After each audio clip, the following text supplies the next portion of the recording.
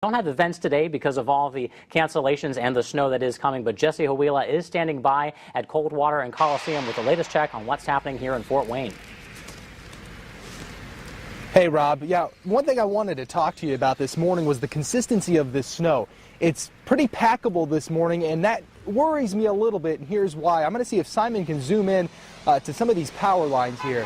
One of the worries we have now to me is that the wet snow is starting to stick to the power lines a little bit, and winds are only going to increase throughout the day. If we zoom into those flags over there at Mike's Car Wash, what we showed you earlier was, well, they weren't moving too much. They're starting to pick up a little bit here, so they're coming alive.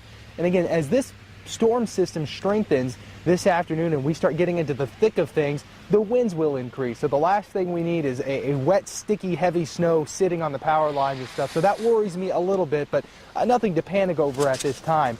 We want to give you a look here at the intersection of Coldwater and Coliseum as well. Things are moving along really nicely. They've had salt trucks through here. It looks like they're doing a really great job of pre-treating the roads, but things are going to become nasty later on this afternoon. As Rob was saying, we're expecting that heavy snow. We've been talking about it all weekend.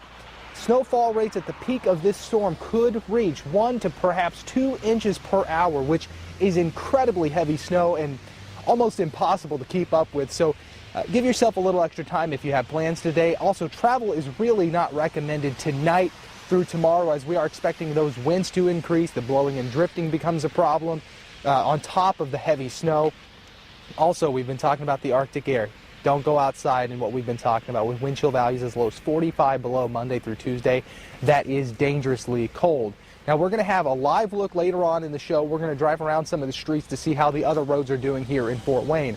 Live on the north side, JHlive2, News Channel 15.